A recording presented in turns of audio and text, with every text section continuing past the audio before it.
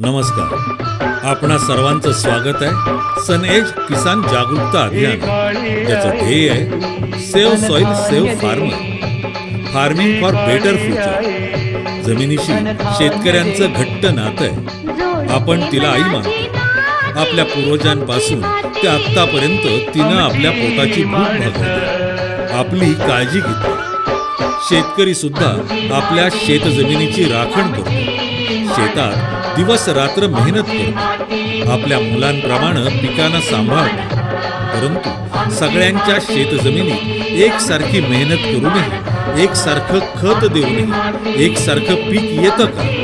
याचं उत्तर आहे नाही. एकसारखं पीक येत नाही, कारण प्रत्येक ठिकाणची शेतजमीन वेगळी आहे. म्हणजेच सर्व काही जसं बीज, खते, पाणी आणि मेहनत हे एक असून सुद्धा जर शेतजमीन वेगळी असेल तर पीक वेगळं येतं. म्हणजे एक गोष्ट तर पक्की आहे, पीक हे जास्त करून शेतजमिनीवर अवलंबून असतं. जमीन हलकी तर पीक हलकं, जमीन चांगली तर पीक चांगलं. जर जमिनीला आपण कसदार बनवली तर आपल्याला चांगले पीक घेण्यापासून कुणीही थांबवू शकतं का? मग जर शेतजमिनीला कसदार, ताकदवान बनवायचं असेल तर तिला समजून घेणं आवश्यक आहे. शेतजमिनीला बारकाईनं समजून घेण्यासाठी सनएजच्या शेतीतज्ञांनी तिचे 3 भागात विभाजन केलंय. पहिला भाग, जमिनीचे भौतिक गुण. जमीन दिसायला कशी आहे? लाल आहे, काळी आहे की सफेद आहे? जमिनीची पाणी धरून ठेवण्याची तसेच सोडण्याची क्षमता किती आहे? हे जमिनीचे भौतिक गुणधर्म आपण बदलू शकतो का? याचं उत्तर आहे नाही. पण याच भौतिक गुणधर्माच्या आधारे आपण आपल्या शेतामध्ये कोणतं पीक लावायचं हे ठरवू शकतो.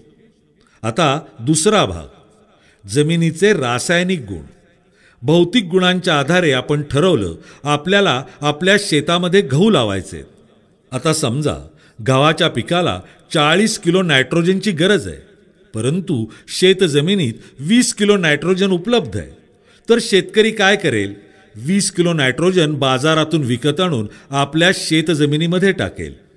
याचा अर्थ असा आहे की जी तत्व जसे की nitrogen, potassium, phosphorus, copper, zinc, boron, calcium इत्यादी सर्व तत्व जमिनीच्या रासायनिक भागामध्ये येतात.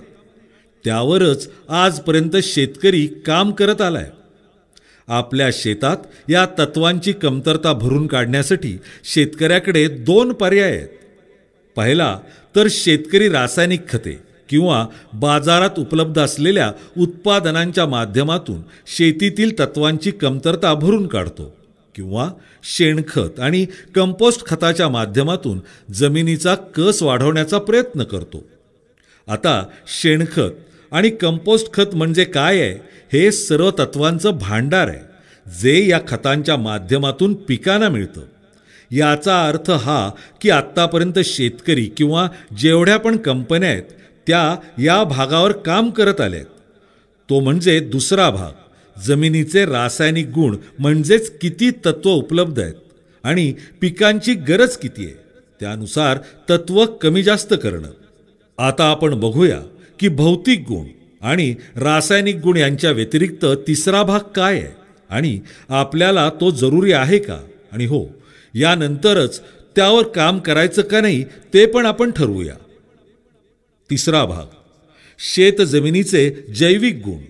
जेवढे पण जीवाणू आहेत ते जमिनीच्या जैविक भागामध्ये येतात. आता हे जीवाणू आपल्यासाठी गरजेचे आहेत का? हे माहिती करून घेण्यासाठी आपण काय करू शकतो? आपण आपल्या शेतातील माती घेऊ आणि तिचे 2 भाग करू. त्यातील एक भाग 160 डिग्री सेल्सिअस ते 500 डिग्री सेल्सिअस तापमानात गरम करू. ती थंड झाल्यानंतर दोनही भागात आपण बीज जर पेरलं तर गरम केलेल्या भागात ते बीज कधीच नाही उगवणार. असं का? कारण 160 डिग्री सेल्सिअस तापमानात जे पण जीवाणू त्या मातीत होते ते सारे संपून गेले.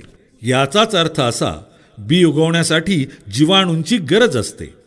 हे एक काम झालं. आता दुसरं बघा. आपण शेतकरी जेव्हा जमिनीत खत टाकतो त्यावेळी असं करतो का की पिकाच्या आजूबाजूची माती कोरून त्याची मुळे बघून खत टाकतो का? नाही. आपण काय करतो, सर्रासपणे खत शेतात फेकून येतो. आता खत तर मुळांच्या जवळ नाही पडत, ते कुठेही पडलेलं असतं. तरी पण जर 2-4 दिवसानंतर आपण पाहिलं तर पिकांमध्ये बदल झालेला दिसून येतो. याचाच अर्थ ते टाकलेलं खत पिकाला लागू पडलं, म्हणजेच खत आणि पीक यामध्ये काहीतरी हालचाल झाली आहे. मग काय झालं? खत चालून पिकाकडे गेलं की मुळ्या बाहेर येऊन खत खाऊन परत आत गेल्या? नाही, असं काहीही नाही झालं. या सर्व कामांमध्ये सर्वात महत्त्वाचं काम जीवाणूंचं असतं. मला सांगा, जे खत आपण टाकतो ते खत पीक एकाच वेळेला घेतात का? नाही. मग जे पण खत आपण टाकतो ते स्वतःला जमिनीत साठवून ठेवू शकतं का? नाही. तर जीवाणू काय करतात? शेतकरी जे खत टाकतो त्यांना साठवून ठेवून त्यांना जशी गरज लागेल त्यानुसार ती खतं पिकात पोचवण्याचं काम करतात. हे महत्त्वाचं काम पण जीवाणूंच्या माध्यमातूनच होतं. आता तिसरं काम, बरीचशी तत्त्व आहेत जी पीक असतात त्या स्वरूपात कधीच घेत नाहीत. तुमच्याच भाषेत सांगायचं झालं तर समजा गहू घेतले. गहू आपल्या खाण्यासाठी असतात. जर मी तुम्हाला 1 प्लेटभर गहू खायला दिले तर तुम्ही खाणार का? नाही. तर काय करणार? त्याचं पीठ कराल, त्याची चपाती बनवाल आणि मग खाल. याचा अर्थ असा की ज्या स्वरूपात आहे त्यातून दुसऱ्या स्वरूपात बदल केला तरच आपण खाऊ शकणार. त्याचप्रमाणे फॉस्फरस, सिलिकॉन यासारखी जी तत्त्व आहेत ती आहे त्या स्वरूपात पिकं कधीच घेत नाहीत. त्यांना दुसऱ्या स्वरूपात बदलण्याची गरज असते. त्यांना घुलनशील बनवावं लागतं. हे काम जीवाणूंच्या माध्यमातून होतं. जर आपण फॉस्फरस जमिनीत टाकला आणि त्या ठिकाणी जीवाणूच नसतील तर तो फॉस्फरस जमिनीत तसाच पडून राहील. तो पिकासाठी वापरला जाणारच नाही. आणि तुम्ही विचार कराल की मी तर पिकात फॉस्फरस टाकलाय तरी पण फॉस्फरसची कमतरता का आली? मग तुम्ही काय करणार? परत फॉस्फरस आणून टाकणार आणि असं केल्यानं आपला खर्च वाढतो. याचाच अर्थ हा की सर्व तत्व उपलब्ध स्वरूपात पिकांमध्ये पोचवण्याचं महत्त्वपूर्ण काम जीवाणूंच्या माध्यमातून होतं. आता कार्बन आणि नायट्रोजनच्या संबंधाबाबत तुम्हाला कल्पना आहे का? तर बघा, पिकाला सगळ्यात जास्त प्रमाणात जे तत्व लागतं ते नायट्रोजन. पण जमिनीत जितक्या जास्त प्रमाणात आवश्यकता असेल तितकं नायट्रोजन पिकांना चांगल्या प्रकारे उपलब्ध होतं. अर्थातच जमिनीतील कार्बनचं प्रमाण कमीत कमी 1% ते 1.5% असणं आवश्यक आहे.